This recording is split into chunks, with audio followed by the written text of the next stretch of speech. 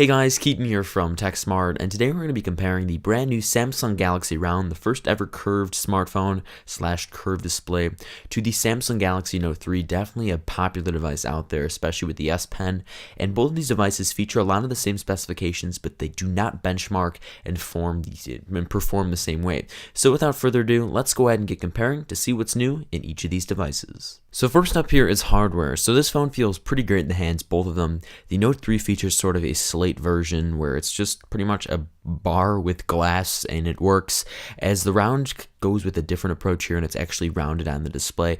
It's not as rounded as the LG G Flex, but it's rounded on the display to where it's noticeable and it makes things a lot easier. But just gonna go ahead and start with the specifications here, and if you want to check out the full specification list as we're just going over the important stuff, the link can be found right below that like button on this video. So initially starting here, both of these phones feature a 5.7-inch Super AMOLED HD display. It looks gorgeous. It has a resolution of 1920 by 1080 pixels and a pixels per inch of 386. Up next, it features Android 4.3, and we do not know when it'll be getting Android 4.4 KitKat that was just released and is available on the Nexus 5.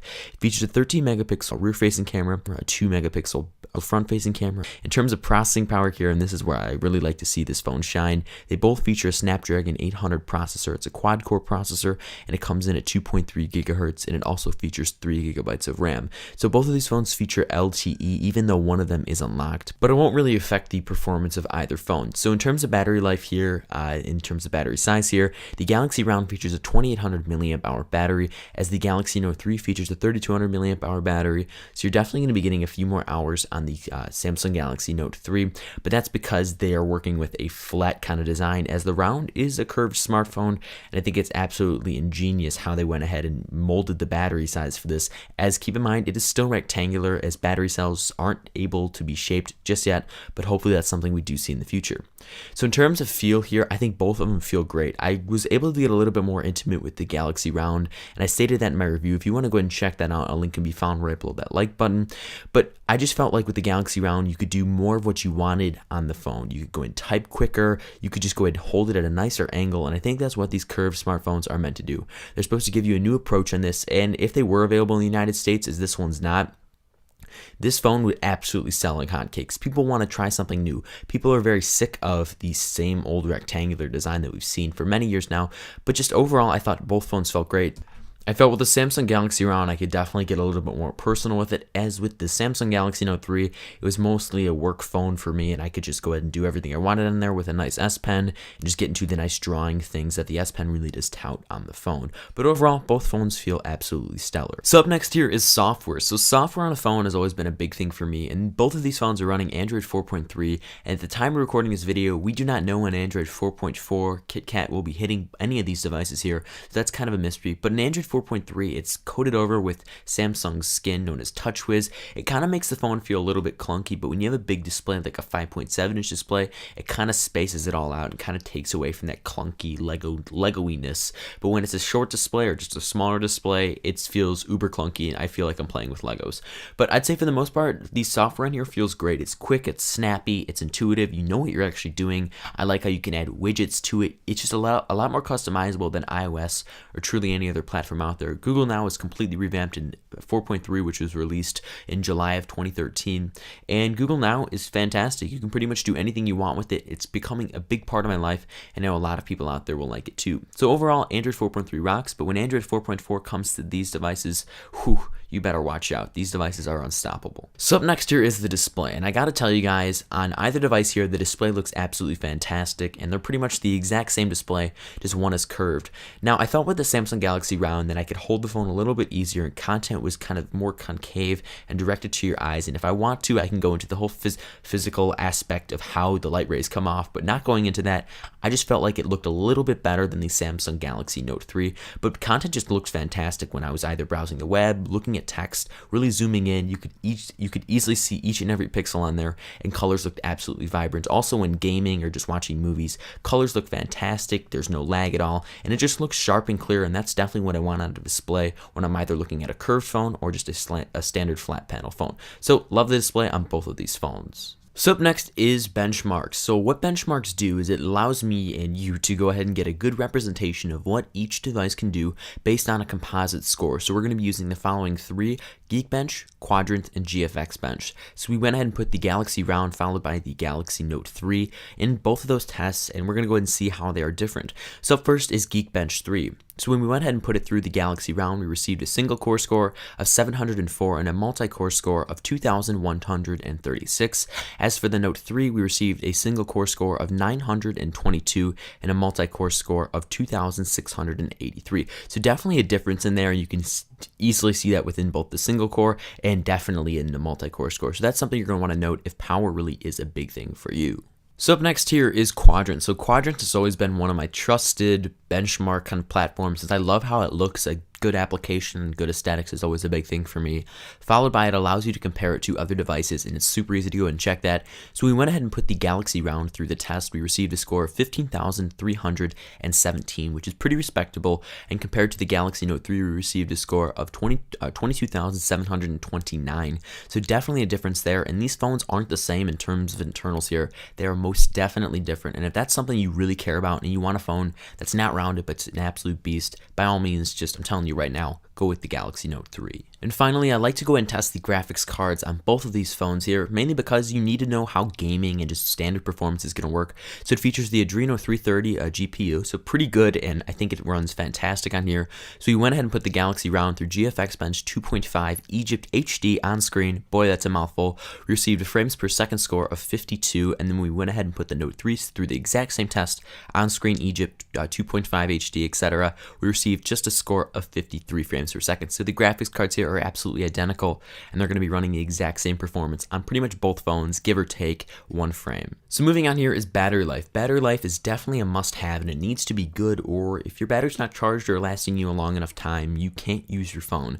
So in the Galaxy Round, it features a 2800 milliamp hour battery, but Samsung throws in an extra bonus. I love how they do this, and they give you an additional 2800 milliamp hour battery with a charging dock / cradle. So whenever you need power, you can just go and hot swap them, and that's just easy. You're all good to go, as the Samsung Galaxy Note 3 only comes with one battery, at least the model that I have here, and that starts off at 3200 milliamp hours. So in terms of battery life on the Samsung Galaxy Round, I was able to achieve around 10 to 13 hours. 10 hours when I was using it a lot more extensively, gaming, browsing the web, things along those lines, and then 13 hours when I was using it periodically, and I could even get it up to 15 hours if I was really just, barely using it at all. But keep in mind, standby time in this phone can last you well over 2 days, and I love how you can just go ahead and swap the batteries out. It's definitely a feature I want to see on the United States models here. But as for the Samsung Galaxy Note 3, I was able to get around 16 hours just using it, regularly, and then when I would go ahead and use it extensively, I was able to get around 15 hours. So that's still fantastic battery life, and I think this is just a good representation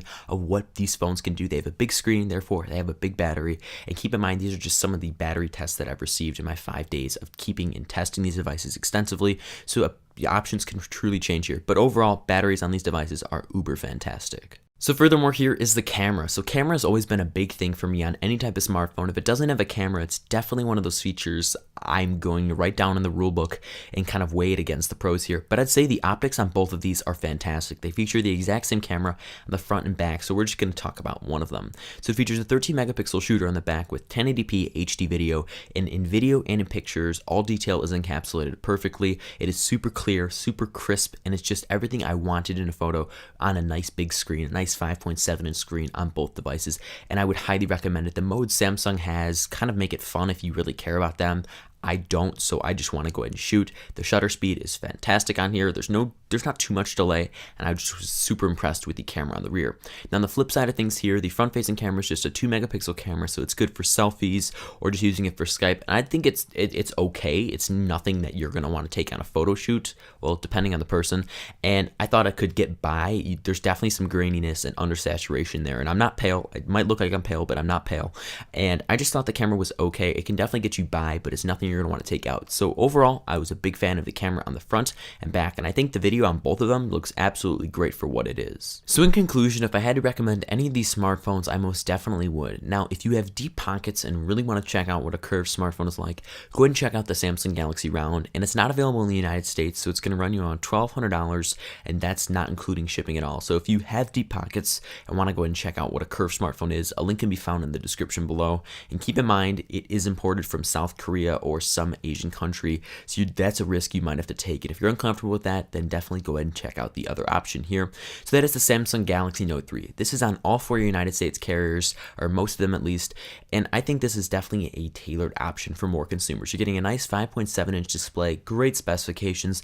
This thing's an absolute beast, especially with 3 GB of RAM and LTE on both of the devices here. It starts off at $299.99 on T-Mobile, Sprint, AT&T, and Verizon. It's great to see all 4 carriers attacking the Samsung Galaxy Note 3, and you're able to get it on there, as I like equality on each and every carrier to make sure not one carrier is limited to a great experience that the Samsung Galaxy Note 3 has.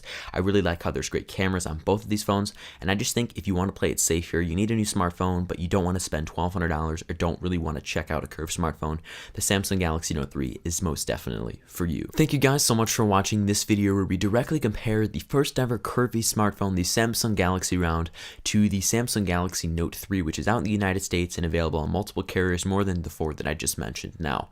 So if you guys did enjoy this video, go and give it a like, as it truly helps the channel out a bunch, and it really lets me know you guys want more content on exclusive phones like this and comparisons, etc. I will be getting the LG G Flex in next week, so be sure to stay tuned for that, as that phone is actually bendable, literally bendable, not flexible display, and we'll actually be comparing that to the Samsung Galaxy Round. So again, go ahead and give this video a like if you guys are super excited for that. Drop a comment down below letting me know what you guys think of the Samsung Galaxy Round versus the Samsung Galaxy Note 3. Do you think there's much of a difference? Would you guys even check out a curved smartphone? Let me know in the comments section down below. Finally, go ahead and subscribe to the channel if you guys want to be first to be notified when I produce a brand new video. You can click a button in the mid page of your browser right now, or you can go ahead and click on screen and it'll take you to a screen. Just go ahead and click it there. It's free. I love free things. You guys do too. And it just lets you know when I produce a brand new video, and it delivers it right to your subscription box, one of the coolest boxes out there. Thank you guys once again, and I look forward to seeing you in my next video. Bye-bye.